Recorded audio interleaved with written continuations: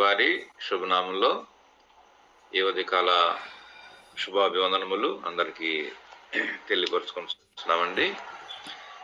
ఈ ఉదయకాల సమయంలో మనం ప్రార్థన అంశం కొరకై ఒక చిన్న భాగాన్ని మనం చదువుకుందాం. లూకాసు వార్త 1వ అధ్యాయము 5వ వచనం. యూదయ దేశపు రాజైన హేరోదు దినములలో అబియా తరగతిలోనున్న జకరియా అను ఒక యాజకుడు ఉండెను. అతని భార్య అహరోను కుమార్తెలలో ఒకతే. ఆమె పేరు ఎలిజబెత్. వీరిద్దరూ ప్రభు యొక్క సకలమైన ఆజ్ఞల చొప్పున న్యాయవిధుల చొప్పునను నిరపరాధులుగా నడుచుకొనుచు దేవుని దృష్టికి నీతిమంతులై ఉండిరి. ఎలిజబెత్ గొడ్రాలై ఉన్నందున వారికి పిల్లలు లేకపోయేది. మరియు వారిద్దరూ బహుకాలము గడిచిన వృద్ధులయ్యిరి. దేవుడు ఇచ్చిన భాగమును మన ఇంటిలో దేవుడు దీవించి ఆశీర్వదించునుగాక. ఈ ఉదయకాలమైన సమయంలో, ప్రశస్తమైన సమయంలో మరి దేవుని సన్నిధి మనం ప్రతి ఉదయం మనం అనుభవిస్తూ ఉన్నాం. ప్రభు చేసిన ఈ మేలు ఉపకారం బట్టి మనం ప్రభుని ఎల్లప్పుడూ నిత్యము మనం స్తుతించబద్ధులమై ఉంటున్నాం. మరి ఉదయకాల సమయంలో ఈ చిన్న భాగంలో దేవుడు ఒక 3 తలంపులు మరి మన గమనానికి తీసుకురావాలని దేవుడు ఉద్దేశిస్తూ ఉన్నాడు. ఇక్కడ మనం చూస్తే జకరియా, ఎలిజబెత్తులు వీరు ఒక యాజక కుటుంబానికి చెందినటువంటి వారు. వీరి ద్వారా దేవుడు మరి ఒక ప్రముఖమైనటువంటి శ్రేష్టమైన 3 అంశాలను, భాగములను దేవుడు బయటకు తీసుకురావాలని ఉద్దేశిస్తూ ఉన్నాడు. ఈ జకరియా, ఎలిజబెత్తుల యొక్క పేర్ల విషయం మనం ఆలోచన చేస్తే, జకరియా అంటే దేవుడు నన్ను తలంచుకొనుచున్నాడు, దేవుడు తలంచుకొనుచున్నాడు అనే పేరు తనకు అర్థం ఉంది. అలాగనే ఎలిజబెత్కు కూడా దేవుడు సత్యవంతుడు అనే పేరు కలిగి ఉన్నారు. అయితే వీరిద్దరు కూడా దేవుని యొక్క ధర్మం విషయంలో, దేవుని యొక్క పరిచర్య విషయంలో, దేవుని సన్నిధిలో పవిత్రంగా జీవించే విషయంలో చాలా నిందారహితంగా వారు జీవిస్తూ వచ్చినట్లుగా మనం ఈ లేఖనాల్లోంచి మనం చూడొచ్చు. ఇక్కడ మనం చూస్తే మరి ఆ 3 అంశాలు ఏంటంటే, మొదటిదిగా వీరిద్దరూ ప్రభు యొక్క సకలమైన ఆజ్ఞల చొప్పున ఇరువురు కూడా దేవుని ఆజ్ఞలను నెరవేర్చుకుంటూ చాలా జాగ్రత్తగా జీవిస్తున్నారని దేవుని వాక్యం చదివిస్తుంది. రెండోది, నిరపరాధులుగా ఉన్నారు. మూడోది, దేవుని దృష్టికి నీతిమంతులుగా జీవిస్తూ ఉన్నారు. ఒకటి, సకలమైన ఆజ్ఞల చొప్పున. రెండోది, నిరపరాధులుగా. మూడోది, దేవుని దృష్టికి నీతిమంతులుగా. ఒకటి యూనిటీ, రెండోది ప్యూరిటీ, మూడవది స్పిరిచువాలిటీ. ఈ 3 చాలా ప్రాముఖ్యమైనటువంటి అంశాలు, భాగాలు. ఇవన్నీ మన జీవితంలో, దైనందిన జీవితంలో మనము ఈ 3టిని మనం కలిగి ఉండాలి. ఈ 3 లేకపోతే మన జీవితంలో ఆత్మీయంగా మనం ఎదగలేం, విశ్వాసమందు స్థిరపడలేం, బలపడలేము, దేవునిలో ఎదగలేము అన్నమాట. మొదటిది మనం చూద్దాం. సకలమైన ఆజ్ఞల చొప్పున వారు నడుచుకుంటున్నట్లుగా ఇక్కడ రాయబడింది. వీరిద్దరూ ప్రభు యొక్క సకలమైన ఆజ్ఞల చొప్పున న్యాయవిధుల చొప్పునను అని రాయబడింది ఇక్కడ. అంటే ఏంటి ఈ ఆజ్ఞలు, మరి న్యాయ విధులు? ఇవి దేవుడు ఎందుకు ఇచ్చాడు? ఆది కాండంలో మనం చూస్తే ఒకే ఒక ఆజ్ఞ ఇచ్చాడు వాళ్ళకి. అదేంటంటే, మీరు ఈ చెట్ల ఫలాలు తినొద్దని చెప్పాడు. దేవుడు ఆజ్ఞను ఎందుకు ఇచ్చాడు? అసలు ఆ ఆజ్ఞను దేవుడు ఆజ్ఞల విషయంలో మనకు దేవుడు ఎందుకు ఇచ్చాడు? చాలాసార్లు అనుకుంటాం, మనకు దేవుడితో మనకు సంబంధం ఉంటే సరిపోయింది కదా, దేవుని ఆజ్ఞలు మనకి ఎందుకు అనుకుంటాం. అసలు దేవుడు ఆజ్ఞలు మనకి ఎందుకు ఇస్తున్నాడు, దేవుడు ఆజ్ఞలను మనకి ఎందుకు ఇస్తాడు అనేది మనం చూస్తే నిర్గమకాండం 20వ అధ్యాయము ఇక్కడ మనం చూస్తాము. సీనాయి పర్వతం మీద మొట్టమొదటిసారిగా దేవుడు ఆజ్ఞలు వాళ్ళకి ఇచ్చాడు. ఏదెన్లో వారికి ఒక ఆజ్ఞని ఇస్తే అవాదములకు ఇక్కడ ఇశ్రాయేలు ప్రజలకు దేవుని ఆజ్ఞలు ఇచ్చాడు. ఎందుకు ఇచ్చాడు అనేది మనం చూస్తే ఇక్కడ 8వ వచనం 6వ వచనం చదువుదాం. నన్ను ప్రేమించి నా ఆజ్ఞలను గైకున్న వారికి 1000 తరముల వరకు కరుణించువాడునై ఉన్నాను. 1000 తరాలు కరుణిస్తా అంట. అంటే దేవుడు ఆజ్ఞలు ఎందుకు ఇస్తున్నాడు? మనల్ని ఆజ్ఞల ద్వారా ఇబ్బంది పెట్టి, నల్లగొట్టి, బాధ పెట్టి ఇబ్బంది పెట్టడానిక? కాదు.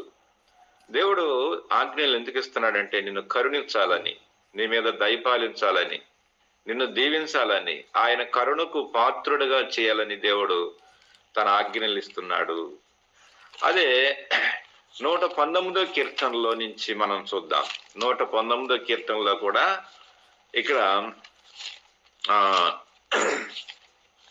ఇక్కడ దైవజనుడు ఎజ్రా రాశాడు. 119వ కీర్తనలో ఎజ్రా గారు రాశారు. ఏమన్నా 98వ వచనం చదువుదాం అనమాట. 98వ వచనం అనమాట. ఎందుకు ఇచ్చాడు దేవుని ఆజ్ఞలను చెబుతున్నాడు ఇక్కడ. నీ ఆజ్ఞలు నిత్యము నాకు తోడుగా ఉన్నవి, నిత్యము నా తోడుగా ఉన్నవి, నా శత్రువులకు మించిన జ్ఞానము అవి నాకు కలగచేస్తున్నవి. నా శత్రువులకు మించిన జ్ఞానం నాకు కలగజేస్తున్నాయి. ఎజ్రా తన జీవితంలో దేవుని వాక్యాన్ని గణపరిచాడు, దేవుని వాక్యాన్ని చదివాడు, దేవుడి వాక్యంలో ఏమైతే రాయబడి ఉన్నాయో ఆ సంగతులు ప్రజలకు బోధిస్తూ వచ్చాడు.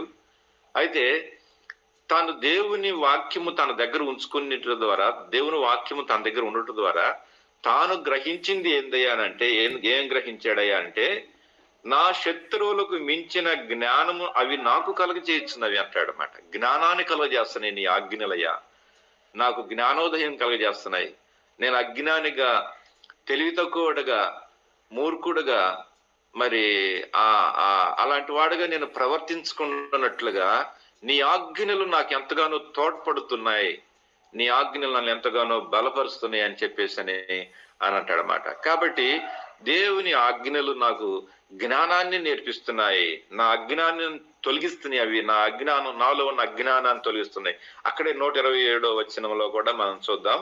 127వ వచనంలో, బంగారము కంటేను అపరంజి కంటేను నీ ఆజ్ఞలు నాకు ప్రియమైనవిగా ఉన్నవి. అవి ప్రియమైనవి. కాబట్టి వెండి బంగారాల కంటే కూడా ఈ రోజున దేవుని వాక్యం మనకి ఎంతో విలువైనది. వెండి కంటే కూడా, బంగారం కంటే కూడా చాలా వాల్యూ ఉంది దీనికి అన్నమాట. ఈ రోజున వెండికి బంగారానికి మనం చూస్తున్న అంతులేని ధరలు. అయితే దానికంటే మించిన ధర వాక్యానికి ఉంది. ఈ వాక్యం మనం దేవుడు కనపరచు. దేవుడు మనకిచ్చాడు, అది మన చేతులు పెట్టాడు. మన దగ్గర వెండి బంగారాలు తీసి పాడేశాడు కానీ మనకు దేవుడు ఏం పెట్టాడు? దేవుని వాక్యం పెట్టాడు. నీతిమంతుడు విశ్వాసం వల్ల జీవించినట్లుగా దేవుని దాసులు, దేవుని బిడ్డలు దేవుని వాక్యం మీదనే ఆధారపడి జీవించాలని దేవుడి యొక్క ఉద్దేశమై ఉందన్నమాట. కాబట్టి దేవుని వాక్యాన్ని మనకి అనుగ్రహించాడు దేవుడు అన్నమాట. అందుకనే మనం చూస్తే మరి మత్తయి సువార్త 22వ అధ్యాయంలో ఈ ఆజ్ఞలను మొత్తం కూడా ఆయన ఎన్ని ఆజ్ఞలు చేశాడయ్యా అంటే 2 ఆజ్ఞలు అన్నమాట.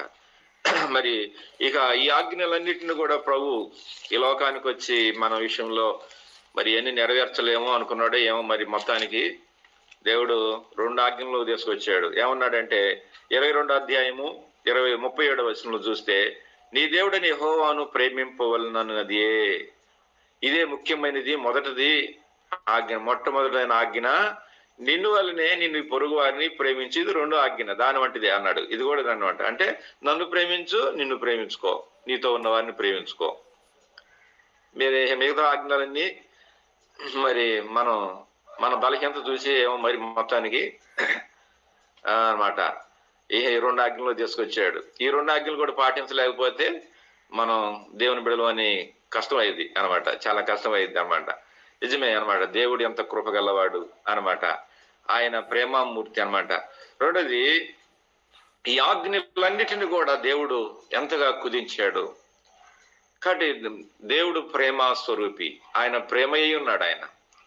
ఆయన ప్రేమ ఎలాంటి ప్రేమ అంటే నిజంగా మరణమగునంతగా మన మీద ఆయన ప్రేమించాడు. చూద్దాం ఎఫెసీ రాసిన పత్రికలోంచి 2వ అధ్యాయం 14వ వచనంలోంచి మనం చూస్తే చక్కని వాక్యం ఇక్కడ మనకి బోధపడుతుంది. దేవుని వాక్యంలోంచి చూద్దాం. ఎఫెసీ రాసిన పత్రిక 4వ అధ్యాయం 2వ అధ్యాయం 14వ వచనం చూద్దాం. 2:14లో ఏమంటాడు? ఆయన మనకు సమాధానకారకుడయుండి సమాధానమయుండి మీకును మాకును ఉండిన ద్వేషమును అనగా విద్రూపకమైన ఆజ్ఞలు గల ధర్మశాస్త్రమును తన శరీరమందు కొట్టివేయుట చేత మధ్యగోడను పడగొట్టి మన ఉభయములను ఏకముగా చేశాను. మన ఉభయులను ఏం చేశాడు? ఏకముగా చేశాడు. కాబట్టి ఈ ఆజ్ఞలు ఏం బోధిస్తున్నాయి అనంటే, ఆజ్ఞలు దేవుడు ఎందుకు ఇచ్చాడంటే మన ఉభయులను అనగా దేవుడిని మనల్ని కలిపి ఏకం చేయటానికి, ఐక్యతలో ఉంచటానికి, యూనిటీగా అన్నమాట, యూనిటీగా ఉంచటానికి ఈ ఆజ్ఞలు అనేవి ఎంతగానో తోడ్పడుతూ ఉన్నాయి. దేవుని ఆజ్ఞ నిజంగా చూస్తాం. ఏదైనా వనంలో ఒకే ఒక ఆజ్ఞ ఇచ్చాడు, ఈ చెట్లు ఫలం తినవద్దని అన్నాడు. తింటే నువ్వు తిని దినమున నిశ్చయముగా చచ్చిదమని దేవుడు ఖచ్చితంగా ఒక ఆజ్ఞ ఇచ్చాడు. ఆ ఒక్క ఆజ్ఞలో వారు తప్పిపోయారు. తప్పిపోయినప్పుడు ఏం జరిగిందంటే వారు దేవునికి ఎడమైపోయినారు, దేవుడికి ఎడమైపోయారు, సమాధానం కోల్పోయారు, ఐక్యత కోల్పోయారు, యూనిటీ పోయింది, వాళ్ళు యూనిటీ పోయింది. ప్రభు వచ్చినప్పుడు వారు దూరంగా ఆ చెట్లు సాటును దాక్కోవాల్సినటువంటి పరిస్థితి వచ్చిందన్నమాట. కాబట్టి ఆజ్ఞ మరి వారు నెరవేర్చినట్టయితే వారు దగ్గరగా ఉండేవారు, యూనిటీగా ఉండేవారు. అదే వారు ఆ ఒక్క ఆజ్ఞను నెరవేర్చలేకపోయేపాటికి వారు దూరంగా ఉండాల్సి వచ్చిందన్నమాట. యూనిటీ కోల్పోయారు వాళ్ళు అన్నమాట. కాబట్టి ఈ ఆజ్ఞ దేవుని ఆజ్ఞలను మనకు భారమైనవి కావంటాడు. ఎక్కడ అది మా దేవుని ఆజ్ఞల్లో మనకంత భారమైనవి కావు అంటాడు అనమాట. ఎక్కడంటే 1 యోహాను పత్రిక 5వ అధ్యాయం 3వ వచనం చదువుదాం. 1 యోహాను 5:3 చదివితే, 1 యోహాను పత్రిక 5వ అధ్యాయం 3వ వచనంలో, మనం ఆయన ఆజ్ఞలను గైకొనుటే దేవుణ్ణి ప్రేమించుట, ఆయన ఆజ్ఞలు భారమైనవి కావు. ఆయన ఆజ్ఞలు భారమైనవి కావు. కాబట్టి ఆయన భారమైన ఆజ్ఞలు మన మీద ఏది మోపడు అనమాట. కాబట్టి భారమైన ఆజ్ఞలు అంటూ ఏం లేవు బైబిల్లో. కాబట్టి అవన్నీ కూడా తేలికపాటుగా చేశాడు. ఆజ్ఞలు మొత్తం తన శరీరం మందు నెరవేర్చాడు ఆయన. ప్రభువే నెరవేర్చి, నిన్ను వల్లే నీ పొరుగు వారిని ప్రేమించు, నన్ను ప్రేమించు, అలాగే నన్ను ఎలాగో ప్రేమిస్తున్నావు అలాగే నేను ఇతరులను కూడా ప్రేమించనేటువంటి వాక్యాన్ని దేవుడు మనకి నేర్పించాడనమాట. కాబట్టి ఆజ్ఞలను మనకి ఏం నేర్పిస్తున్నాయి అంటే దేవుని కరుణ పొందటానికి, దేవుని జ్ఞానోదయం పొందటానికి, అలాగనే మరి క్రీస్తులోనికి నడిపించటానికి, ఏకత్వంలోకి ఉంచి మనల్ని ఐక్యతలో ఉంచడానికి, ఏకత్వంలో ఉంచడానికి ఈ ఆజ్ఞలు మనకు ఎంతగానో తోడ్పడుతాయి అన్నమాట. అలాగనే ఈ జకరియా, ఎలిజబెత్లు వారు ఇరువురు కూడా దేవుని ఆజ్ఞల విషయంలో ఎన్నడూ కూడా తప్పిపోయినటువంటి వారు కాదు. దేవుని ఆజ్ఞలను ప్రేమిస్తూ ఆజ్ఞల ప్రకారంగా వారు జీవించినట్లుగా మనం చూస్తూ ఉన్నాం. ఆ ఆజ్ఞ మనల్ని యూనిటీలోకి నడిపిస్తాం అన్నమాట, ఐక్యతలోకి అన్నమాట. ఆజ్ఞల్లో మనం పడిపోతే మరి యూనిటీని మనం పోగొట్టుకుంటాం అనేటువంటి విషయాన్ని, దేవునితో ఉన్న ఐక్యతను మనం చెడగొట్టుకుంటాం అనేటువంటి విషయాన్ని జ్ఞాపకం చేస్తుంది. రెండవది మనం చూస్తే జకరియా, ఎలిజబెత్లో ఉన్న రెండవ శ్రేష్టమైన గుణము, లక్షణం ఏంటిదయ్యంటే వారు నిరపరాధులుగా నడుచుకొనిచుండేది. ఎట్లా ఉన్నారంట? నిరపరాధులుగా అనమాట. నిరపరాధులు అంటే ఇది మనం చూస్తున్న ప్యూరిటీ అనమాట. అంటే ఎప్పుడు కూడా దేవుని ఎదుట పవిత్రమైన హృదయాన్ని వారు కలిగి జీవించినట్లుగా మనం చూస్తాం. ఫిలిప్పీ రాసిన పత్రిక 2వ అధ్యాయం 14వ వచనంలో మనం చూస్తే, ఫిలిప్పీ రాసిన పత్రిక 2వ అధ్యాయం 14వ వచనంలో ఒక మాట జ్ఞాపకం చేసుకుందాం. ఫిలిప్పీ 2:14 ఏముందంటే, ఇక్కడ మీరు మూర్ఖమైన వక్రజన మధ్య నిరపరాధులను, నిష్కలంకులను, అనింద్యులను, దేవుని కుమారులగునట్లు సనుగులను, సంశయములు మాని సమస్త కార్యములను చేయుడి. అట్టి జనముల మధ్య మీరు జీవవాక్యమును చేతపట్టుకొని లోకమందు జ్యోతుల వలె కనబడుచున్నారు.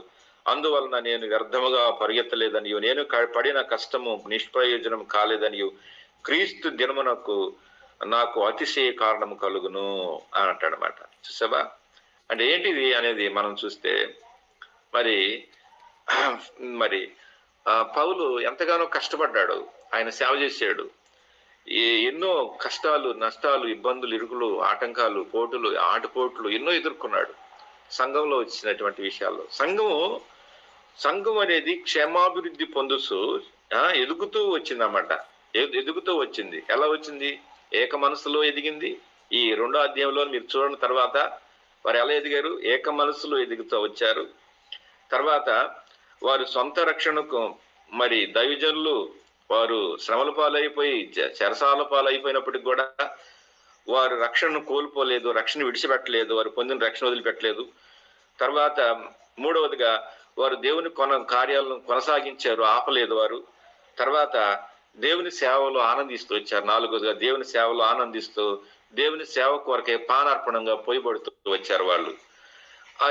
ఎప్పుడు ఇది అంటే ఏది సంతోషంగా ఉన్నప్పుడు కాదు, ఇది ఆనందంగా ఉన్నప్పుడు కాదు, ఇది వారు కష్టాల్లో గుండి వెళ్ళేటప్పుడు, ఇబ్బందుల్లో గుండి వెళ్ళారు, వారు ప్రయాసంలో గుండి వెళ్ళినప్పుడు వారు వారు వారు ఉన్నటువంటి విధానం గురించి ఇక్కడ పౌలు చూసి ఎంతగానో సంతోషిస్తూ వారి గురించి మెచ్చుకుంటూ రాసిన మాటలు ఇవే మనం చూస్తామన్నమాట.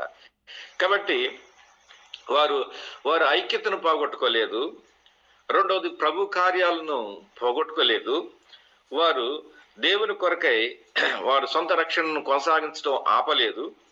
దేవుని సేవలో దాని సంబంధమైన యాగములో పానార్పణంగా పోయబడుతూ దేవుని కొరకు ఒకవేళ దైవజనులు అక్కడ మధ్యలో లేకపోయినప్పటికీ కూడా, వారు దగ్గరలో లేకపోయినప్పటికీ కూడా ఆ విధానాల్లో వారు చక్కగా కొనసాగుతూ వచ్చారు. ఈ విషయాలన్నింటిని చూసుకొని మరి దైవజనుడు ఎంతో సంతోషించామట. ఈ సంఘంలో తాను చూడగలిగినటువంటి అంశం ఏంటంటే ప్యూరిటీ చూశామట. ఆ సంఘంలో వారు ప్యూరిటీ ఎంతో నిరపరాధులుగా తాను మరి ఉండటం అనేటువంటిది దైవజనుడు చూసినట్లుగా మనం చూస్తాం అన్నమాట.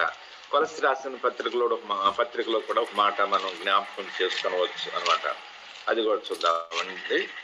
కొలస్సీ రాసినటువంటి పత్రికలో నుంచి ఒక మాట జ్ఞాపకం చేసుకుందాం. 1వ అధ్యాయం 22వ వచనం మాట. 1:22 తన సన్నిధిని పరిశుద్ధులుగాను నిర్దోషులుగాను నిరపరాధులుగాను నిలబెట్టుటకు ఆయన మాంసయుక్తమైన దేహమందు మరణం వలన ఇప్పుడు మిమ్మల్ని సమాధానపరిచాను. అంటే సమాధానంలో ఏముంది? ప్యూరిటీ ఉందన్నమాట. అర్థమైందా? క్రీస్తు మనల్ని ఎలా ప్రేమించాడు అంటే మరి మరణమగునంతగా ప్రేమించాడు. ఎందుకు ప్రేమించాడు మనల్ని మరణమవుతుంది అంటే మనలో ఆ గొప్ప సమాధానం తీసుకురావటానికి. ఏంటి ఆ సమాధానం అంటే మనం పరిశుద్ధంగా, నిర్దోషంగా, నిరపరాధులముగా ఆయన తన సన్నిధిలో నిలబెట్టాలనేటువంటి ఉద్దేశం అన్నమాట. కాబట్టి ఇది దైవ సమాధానంలో ఉంది. ఇదంతా దేవుని సమాధానం, దేవునితో సమాధాన పడే విషయాల్లో ఉందన్నమాట. కాబట్టి మరి దేవుడు మనల్ని ఈ విధానంలో కోరుకున్నాడన్నమాట. ఆయన సన్నిధిలో ఆయన ఎదుట మనం నిలబడినప్పుడు ఎలా ఉండాలంట? పరిశుద్ధంగా ఉండాలి, నిర్దోషంగా ఉండాలి, నిరపరాధులుగా ఉండాలి. అందుకనే జకరియా, ఎలిజబెత్తులు వారు ఎలా ఉన్నారంటే నిరపరాధులుగా జీవించారంట. వారు నిరపరాధులుగా, అసలు మాకు ఏం తెలియదు అన్నట్లుగా పరిశుద్ధతలో ప్యూరిటీ అన్నమాట. వాళ్ళు చాలా ప్యూరిటీ కలిగినటువంటి వారు అన్నమాట. కాబట్టి వారిలో ఆజ్ఞలు పాలించే విషయంలో యూనిటీ ఉంది. 2వది ప్యూరిటీ ఉంది అన్నమాట. అందుకని హెబ్రీ 12:14 అంటాడు, మీరు అందరితో సమాధానమును పరిశుద్ధతను కలిగి ఉండటకు ప్రయత్నించుడి, పరిశుద్ధత లేకుండా ఎవడును ప్రభుని చూడడానికి రాయబడింది. ఎందుకు చెప్పాడు ఇప్పుడు ఈ మాటలంటే సమాధానములో పరిశుద్ధతలో ఉన్న ఐక్యత ఇంక దేంట్లో లేదు. అవే కనుక మనం ఈ లోకంలో కోల్పోతే మనం ప్రభుని కూడా చూడలేం. కాబట్టి సమాధానము అంటే ఇక్కడ మనం చూస్తున్నాం అన్నమాట. పరిశుద్ధత, నిర్దోషత్వము, నిరపరాధులుగా జీవించటం అనేటువంటిది దాంట్లోనే గొప్ప పరిశుద్ధత ఉంది. అందుకనే మరణయుక్తమైన దేహమందు ఇప్పుడు మిమ్ములను కూడా సమాధానపరుచుకున్నాడు ఆయన అంటాడు అనమాట. ఈ సమాధానం మనం పోగొట్టుకోకూడదు. మనం లోకంలో ఎన్నో రావచ్చు అన్నమాట, ఎన్నో పరిస్థితులు కలగవచ్చు, ఎన్నో పరిస్థితులు రావచ్చు. కానీ మన దైవ సమాధానాన్ని మనం ఎట్టి పరిస్థితుల్లో మనం పోగొట్టుకోకూడదు అన్నమాట. కాబట్టి ఈ రోజున మనం చూస్తాం చాలాసార్లు అన్నమాట, ఆస్తుల కొరకేం తగాదాలు మనం చూస్తున్నాం. సంఘాల కొరకు తగాదాలు, పరిచర్యల కొరకు పోట్లాట్లు అన్నమాట. ఆస్తి ముఖ్యం కాదు కదా మనకి. నువ్వు నేను మనకు ముఖ్యమైన వాళ్ళం. మనం మందిరం ముఖ్యమైనది కాదు, నువ్వు నేను మనం ముఖ్యమైన యూనిటీ కావాలి మనకి. మందిరం ముఖ్యమా? రాయి మీద రాయి ఒకటైనను ఇక్కడ నిలబడదన్నాడు. కొన్నిసార్లు పరిచర్య గురించి నువ్వు చేసే పరిచర్య నేను చేసే పరిచర్య అని అనుకొని చెప్పేసి పరిచర్య విషయంలో కూడా భేదాభిప్రాయం కలిగి ఉంటాను అనమాట. నువ్వు చేసింది నేను చేసింది సరైన పరిచర్య కాదని చెప్పేసి నీకు ఇప్పుడు ఎట్లా తెలిసింది? ఒక దినం రాబోతుంది, దేవుడే తూసి తకిట్లో పెట్టి పడేస్తాడు బయట. ఆయనకు అవకాశం ఏంటి? కానీ ఆస్తుల కంటే అంతస్తుల కంటే ఈ ఐక్యత, సమాధానం అనేటువంటిది చాలా ఇంపార్టెంట్. ఇవి వీటిని కోల్పోతే నీ జీవితంలో మరి దేవుడు నిన్ను ఆయన మహిమెదుట నిన్ను నిలబెట్టాలంటే కూడా చాలా కష్టతరం అయింది అనమాట. చాలా ఇబ్బందికరమైనటువంటి పరిస్థితులే అనమాట. కాబట్టి జ్ఞాపకం చేసుకుందాం, నిరపరాధులుగా ఉండాలి, నిరపరాధులుగా ఉండాలి. మనకెందుకు అన్నమాట ఈ విషయాల్లో నిరపరాధులుగా మనం జీవించాలి. ఇకపోతే మూడోదిగా వారు ఎలా ఉన్నారు జకరియా ఎలిజబెతులు అంటే దేవుని దృష్టికి ఎట్లా ఉన్నారు? నీతిమంతులుగా ఉన్నారన్నమాట. దేవుని దృష్టికి నీతిమంతులుగా ఉన్నారు అంటే దీన్ని ఎలా చెబుతున్నా నేను, వారు స్పిరిచువాలిటీ అనమాట. అంటే ఆత్మీయంగా ఎదిగినటువంటి వారు, ఆత్మీయంగా వారు బలపడ్డారు, దేవుళ్ళు ఎదిగినటువంటి వారని ఇక్కడ మనం దేవుని వాక్యంలోంచి మనం చూస్తున్నాం అన్నమాట. ఏంటి దేవుని వాక్యంలో వారు ఏంటి, వారికి ఉన్న స్పిరిచువాలిటీ ఏంటి అనేది మనం చూస్తే అది కంపల్సరీ చూడాల్సిందే. నువ్వు స్పిరిచువల్ గా ఆత్మీయంగా ఎదుగుతున్నావు, నువ్వు ఎదుగుతున్నావు, మరి మొవ్వ వేస్తున్నావు, పువ్వులు వస్తున్నాయి, కాయలు వస్తున్నాయి అనేది అది చాలా ఇంపార్టెంట్. అది రాకపోతే నువ్వు స్పిరిచువల్ గా ఎదగనట్టే అనమాట. మళ్ళీ స్పిరిచువల్ గా ఆత్మీయంగా ఎదగటానికి దేవుడు మనకి ఏమి ఇచ్చాడు అనేది మనం చూస్తే అపోస్తుల కార్యం 2:46 మనం చూస్తాం. చూడండి, అపోస్తుల కార్యం 2:42 వారికి సంఘం ఇచ్చాడు. వీరు అపోస్తుల బోధ ఎందును, సహవాసమందును, రొట్టె విరుచుట ఎందును, ప్రార్థన చేయటి ఎందును ఎడతెగక ఉండిరి. ఇది సంఘం వారికి ఇచ్చాడు దేవుడు. ఇప్పుడు వారు ఎదిగిన విధానం చూడండి ఇప్పుడు ఎలా ఉందో. ఇది ఎక్కడ చూద్దాం? 46 వచనం చదువుదాం. మరియు వారు ఏక మనస్కులై ప్రతి దినము దేవాలయములో తప్పక కూడుకొనుచు, ఇంటింటా రొట్టె విరుచుచు, దేవుణ్ణి స్తుతించుచు, ప్రజలందరి వలన దయ పొందిన వారై ఆనందముతోను నిష్కపటమైన హృదయముతోను ఆహారము పుచ్చుకొనుచుండిరి. ప్రభు రక్షణ పొందుతున్న వారిని అనుదినము వారితో చేర్చుకొనుచుండిరి. చూసావా? పైన 4 అపోస్తుల బోధ, సహవాసము, రొట్టె విరుచుట, ప్రార్థన చేయటం 4. కింద చూడండి 46 వచ్చిన కాంచి లెక్కేసుకోండి ఎన్నుండి. వారు ఏక మనస్కులై ప్రతిదినము దేవాలయములో తప్పగా కూడుకొనుచు, మళ్ళా రొట్టె విరుచుచు, మరలా దేవుని స్తుతించుచు, మరలా దేవుని దయ పొందిన వారై ఆనందముతో నిష్కపటమైన హృదయముతో ఆహారం పుచ్చుకొనుచు, ప్రభు రక్షణ పొందుతున్న వారిని అనుదినము వారితో చేర్చుకొనుచుండిరి. ఇది స్పిరిచువల్ గ్రోత్ అన్నమాట. ఆత్మీయంగా మనం ఎదగాలండి.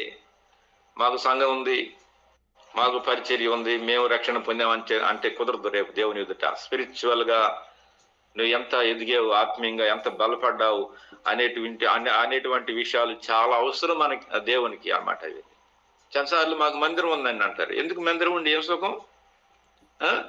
మందిరం ఉండి ఏం సుఖం? రక్షణ పొందిన అనుభవంలో ఉండరు అనమాట.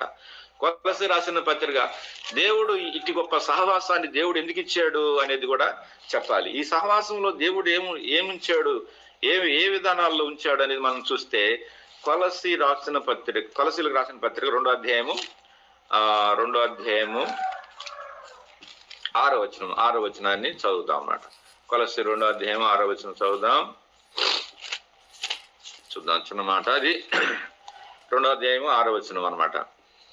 కావున మీరు ప్రభు అయిన యేసుక్రీస్తును అంగీకరించిన విధముగా ఆయన యందు వేరుపారిన వారై ఇంటి వలె కట్టబడుచు, నేర్చుకున్న ప్రకారముగా విశ్వాసమందు స్థిరపడుచు, కృతజ్ఞతాస్తుతులు చెల్లించుట యందు విస్తరించుచు ఆయన యందుండి నడుచుకునుడి.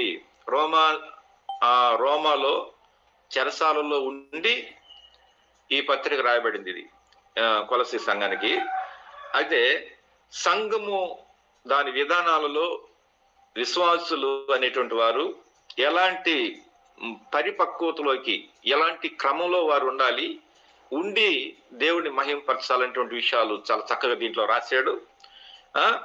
ప్రేమయందు అతకబడి సకల ఐశ్వర్యములో కలిగిన వారై ఆదరణ పొందుచు దేవుని జ్ఞానములో ఎదుగుచు దైవికంగా ఉండాలని వారికి హెచ్చరిక చేస్తూ, మీరు ఒక ఒక ఒక విశ్వాసిగా, ఒక దేవుని బిడ్డగా, దైవికమైన సంఘక్రమంలో ఉన్నవారు మరి ఈ విధానాల్లో మీరు ఉన్నందుకు నాకెంతో ఆదరణ కలిగి ఉందని చెప్పేసి పౌలు ఎంతగానో మెచ్చుకుంటున్నాడు ఇక వారిని. ఇక్కడ వాళ్ళు ఎలా ఉన్నారంటే, ఒకటి ప్రభును అంగీకరించిన విధానం, రెండోది వేరు పారిన విధానం, మూడోది ఇంటి వల్లే కట్టబడుచు, నాలుగోది విశ్వాసమందు స్థిరపడుచు, ఐదోది దేవుణ్ణి కృతజ్ఞతాస్తుతులు చెల్లించుట్లో విస్తరించుచు వాళ్ళు దేవుళ్ళు అలాగే ఎదిగారు, వాళ్ళు ప్రభులు అలాగే ఎదిగారు. మనకు ఆ విధానాలు లేకపోతే మన జీవితంలో ఏ మేలు పొందలేమన్నమాట. కాబట్టి మనం ఆలోచన చేసుకుందాం. ఇవన్నీ మనకి దేవుడు ఇచ్చాడు. కాబట్టి దేవుని దృష్టికి నీతిమంతులుగా ఉన్నారు అంటే స్పిరిచువల్ గా వారు ఎదుగుతూ వచ్చారు వాళ్ళు. కాబట్టి మరి మొట్టమొదటిగా దేవుని ఆజ్ఞలు మనకు యూనిటీ నేర్పిస్తాయి అన్నమాట. యూనిటీ, దేవుని ఆజ్ఞలు. రెండోది మరి పరిశుద్ధత, ప్యూరిటీ అన్నమాట. వారిలో ఎంతో పరిశుద్ధత ఉంది. మూడోది వారు నీతిమంతులుగా జీవిస్తూ వచ్చారు. స్పిరిచువల్ గా వారు ఎదిగిన వారు స్పిరిచువాలిటీ ఉంది అన్నమాట. ఈ మూడు విషయాల్లో మనం ఆత్మీయంగా ఎనగబడి ఉంటే మనం దేవుని సన్నిధిలో మనం ప్రార్థన చేద్దాం. ఈ రోజున సంఘాలు చాలా మటుకు ఇవే సంఘాల్లో మనం చూస్తున్నాం. పెద్ద పెద్ద వాళ్ళు కూడా ఈ విషయాల్లో పడిపోయి ఉన్నారండి. మరి వారి కొరకు మనం ప్రార్థన చేయాలి. వారి కోసం చాలాసార్లు మనం ఏదో పైనటువంటి కోసం ప్రార్థన చేస్తున్నాం. మనం కుటుంబాలు బాగుండాలా, పిల్లలు బాగుండాలా, ఉద్యోగాలు రావాలా, ఇవి కాదు. వీటితో పాటు ముఖ్యంగా ఇవి ప్రాముఖ్యమైనవి అన్నమాట. కాబట్టి దేవుని ఆజ్ఞలు నెరవేర్చే విషయంలో తప్పిపోతున్నారు. నిరపరాధులుగా ఉండే విషయంలో తప్పిపోతున్నారు చాలా మంది. తర్వాత మరి స్పిరిచువల్ గా ఎదిగే విషయంలో నేను ఎదుగుతున్నానా, పడిపోయానా, నా ఎదుగుదల ఆగిపోయిందా అనేది విషయంలో అర్థం లేనటువంటి జీవితాల్లో చాలా మంది జీవిస్తున్నారు. అలాంటి వారి కొరకే మనం ప్రార్థన చేసి దేవునికి సమర్పించుకునే వారిగా ఉండాలి. దేవుడు ఇచ్చిన భాగాలు మన కొరకు దీవించి ఆశీర్వదించిన గాక. God bless you. Praise lord.